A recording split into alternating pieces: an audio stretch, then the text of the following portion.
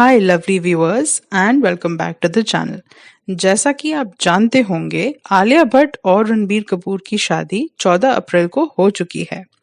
अगर आप रणबीर कपूर के नाम से वाकिफ हैं, तो फिर आप उनकी पास्ट रिलेशनशिप्स को भी जानते होंगे। अभी हाल ही में कुछ महीनों पहले उनकी एक एक्स कैटरीना कैफ की शादी विकी कौशल से हुई थी। अगर आप उनकी शादी के विश्लेषण को देखने में भी दिलचस्पी रखते हैं, तो आपको स्क्रीन के राइट साइड पे एक पॉपअप मिलेगा जो आपको मेरे चैनल पे उस वीडियो तक ले जाएगा। उनकी एक और एक्स दीपिका पादुकोण की भी शादी रणवीर सिंह से कुछ साल पहले हो चुकी है। तो मेरी रुचि ये जानने में हाजिर हुई कि ऐसा क्यों हुआ कि इतने रिलेशनशिप्स होने के बावजूद, जो पहले भी शादी की बात तक पहुंच चुके थे, कि रणबीर कपूर ने फाइनली इस बार शादी कर ही ली, वो भी आलिया भट्ट के साथ। अगर आप भी ये जानने में दिलचस्पी रखते हैं तो वीडियो आगे देखते रहें, क्योंकि रणबीर और आलिया की कुंडली विश्लेषण से उनकी शादी और संबंध की कई गुप्त खुलासे किए जाएंगे और साथ ही साथ ये भी पता लगाएंगे कि रणबीर का रिश्ता कैटरीना और दीपिका के साथ क्यों टूटा। इन सब रहस्यों पे से हम ज्योतिष के माध्यम से पर्दा उठाएंगे। तो इस वीडियो को अंत तक देखना ना भूलें और साथ ही साथ अपना समर्थन और प्यार मेरे चैनल को देते रहें, इस वीडियो को लाइक करके और चैनल को सब्सक्राइब करके। अब बढ़ते हैं सबसे पहले आलिया भट्ट और रणबीर कपूर की कुंडली विश्लेषण की ओर। जब हम आलिया और रणबीर की कुंडली को साथ रख के उनका विश्लेषण करते हैं, तो उनके संबंधों के बारे में बहुत सी दिलचस्प बातें पता चलती हैं। किसी भी जोड़ी की शादी के लिए जब कुंडलियों का मेल किया जाता है, तो सबसे उच्च महत्व उनके चंद्रमा या मून की कंपैटिबिलिटी को दिया जाता है। यहीं पर हमें आलिया और रणबीर के रिश्ते की सबसे महत्वपूर्ण कारण समझ आता है, क्योंकि जो राशि आलिया के पहले भाव में है, मकर राशि, वही रणबीर कपूर की कुंडली में उनके चंद्रमा की राशि है। और उसी तरह से जो राशि रणबीर कपूर की कुंडली में पहले भाव में है, वृश्चिक राशि, वो ही आलिया भट्ट की कुंडली में उनके चंद्रमा की राशि है। इससे हमें ये पता चलता है कि इनका भावात्मक संबंध या इमोशनल बॉन्ड बहुत स्ट्रांग है और ऐसा भी हो सकता है कि इन दोनों में बिना बोले ही एक दूसरे को समझने की पूरी क्षमता हो। आलिया और रणबीर की कुंडली में सूर्य और शुक्र या सन और वीनस की युति यानी कंजंक्शन है और ये फिर से उनके प्यार के संबंध के बारे में हमें और गहराई से जानने का मौका देता है। ऐसा इसलिए क्योंकि जो राशि आलिया की कुंडली में उनकी सूर्य और शुक्र की युति का है, मीन राशि, वो रणबीर की कुंडली में उसकी विपरीत राशि यानी कन्या राशि में सूर्य और शुक्र की युति में है।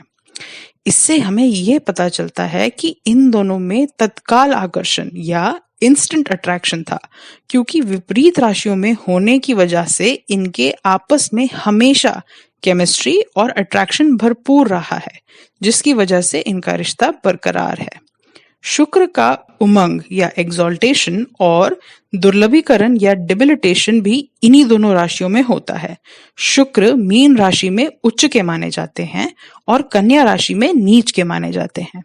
इससे हमें आलिया और रणबीर के संबंध के बारे में ये पता चलता है कि आलिया इन दोनों में से ज्यादा रोमांटिक हैं और वो रणबीर की प्यार को लेकर संकोच को पिघला देती हैं अपने ऑप्टिमिज्म और निरंतर प्यार की क्षमता से।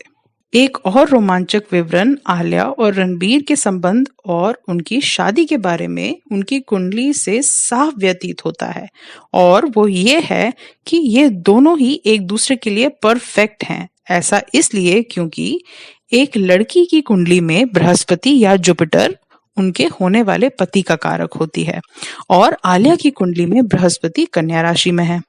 ऐसे ही एक लड़के की कुंडली में शुक्र उनकी होने वाली पत्नी का कारक होते हैं और रणबीर की कुंडली में भी ये कन्या राशि में ही है। तो ये दोनों एक दूसरे की ही तलाश में थे और आखिरकार एक दूसरे के ही हो चुके हैं। रणबीर और आलिया की कुंडलियों में एक और सामान्यता ये है कि उन दोनों के शनि और बुध या सैटर्न और मर्क्यूरी की युति यानी कंजंक्शन है। इससे हमें ये पता चलता है कि दोनों का ही स्वभाव बातचीत को लेकर एक समान है, क्योंकि दोनों ही रिजर्व नेचर के हैं और खुल के बात करने में अपना समय लेते हैं। ये समानता दोनों में होने के कारण ये एक दूसरे को समझने में अनुकूल हैं और उनके संबंध बनने के लिए ये भी एक आवश्यक अपेक्षा को पूर्ण करता है। आलिया और रणबीर की आपस में आकर्षण का एक बड़ा कारण है उनकी कुंडली में मंगल और राहु का स्थान। ऐसा इसलिए क्योंकि मंगल जो आकर्षण का कारक है और राहु जो आपके केंद्रित फोकस को दिखाता है, ये एक दूसरे की कुंडली में साफ दिखता है। आलिया की कुंडली में उनके मंगल की राशि जो मिथुन में है, वो ही रणबीर की कुंडली में उनके राहु की राशि है और इसी तरह से जो राशि रणबीर की कुंडली में उनके मंगल की है, वृश्चिक राशि, वो ही आलिया की कुंडली में उनके राहु की राशि है।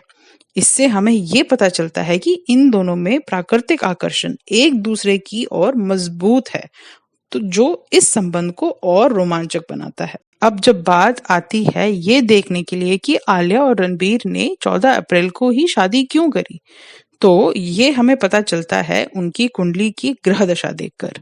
आलिया की ग्रह दशा अभी शुक्र ग्रह की है, जो प्यार और शादी का ही कारक होते हैं। जब हम उनके ग्रह की दशा की कुंडली बनाकर देखते हैं तो बहुत ही भाग्यशाली दृष्टि प्रतिफल का विवरण होता है। शुक्र और उनके बृहस्पति जो पति का कारक हैं, उनकी कुंडली में चौथे भाव से शादी और विवाह साथी का कारक है। ये विवाह उनके लिए अत्यंत भाग्यशाली साबित होगा। उसी तरह से जब रणबीर कपूर की ग्रह दशा की कुंडली बनाते हैं तो एक और भाग्यशाली संयोग हाजिर होता है, क्योंकि उनकी बृहस्पति की दशा चल रही है जो तुला राशि में है। इससे उनके विवाह से संबंधित भाग्य का विवरण होता है जो उनके लिए भी शुभ साबित होगा। आलिया और रणबीर की कुंडली का विश्लेषण करने के बाद अब हम जानने की ओर बढ़ेंगे कि क्यों रणबीर कपूर का रिश्ता उनकी 2 एक्सेस दीपिका पादुकोण और कैटरीना कैफ से टूटा, जबकि उनके रिश्ते की बात भी शादी तक पहुंची थी। पहले रणबीर और दीपिका की कुंडली का विश्लेषण। दोनों ही कुंडली में सूर्य, शुक्र और बुध यानी सन, वीनस और मर्क्यूरी की युति या कंजंक्शन है, पर दीपिका के लिए ये सकारात्मक कुंभ राशि में है और रणबीर के लिए ये निराशवादी कन्या राशि में है, जो उनकी प्रवृत्ति में अंतर को जताता है। एक और दिलचस्प बात यह है कि दीपिका के पहले घर में की तुला राशि रणबीर के 12वें घर में है, जो हानि या घाटे का घर ज्योतिष में माना जाता है। और ऐसे ही रणबीर के पहले घर में वृश्चिक राशि दीपिका के दूसरे भाव में है, जहां उनकी कुंडली में शनि ग्रह स्थापित हैं, जो बाधा और कष्ट को ज्योतिष में दिखाते हैं। इसलिए इनका रिश्ता दुर्भाग्यवश सफल नहीं हो सका। अब रणबीर की एक और एक्स कैटरीना कैफ के साथ उनके कुंडली विश्लेषण करते हुए जानते हैं कि उनके रिश्ते में शादी का बढ़ाव क्यों नहीं आया। इन दोनों की कुंडली में चंद्रमा का मिलन अत्यंत शुभ ऊर्जा उनके रिश्ते में लाता है, क्योंकि दोनों का चंद्रमा तीसरे भाव में है और दोनों ही राशियां कन्या और मकर पृथ्वी तत्व से जुड़ी हुई हैं, जिससे हमें ये पता चलता है कि इन दोनों में अपने काम और जज्बात को लेकर बहुत सरल तरीके से बातें होती थी। पर जहां ये कुंडलियां अनुकूल नहीं हैं, वो ये हैं कि जितनी महत्वपूर्णता कैटरीना के लिए उनके परिवार है, क्योंकि उनका शुक्र दूसरे घर में है, उतनी महत्वपूर्णता रणबीर के लिए अपने परिवार से नहीं है, क्योंकि उनके दूसरे भाव में अनासक्ति लाने वाले केतु स्थापित हैं, जिससे उनका रिश्ता सफल ना हो सका। पर जैसे कहा जाता है कि भगवान के घर में देर है पर अंधेर नहीं, उसी प्रकार से रणबीर कपूर की खोज अपने सक्षम साथी के लिए खत्म होती है आलिया भट्ट से शादी करके, और मैं आशा करती हूँ कि उनका ये पवित्र बंधन सदा ही बना रहे। आलिया भट्ट और रणबीर कपूर को विवाह की हार्दिक बधाइयां।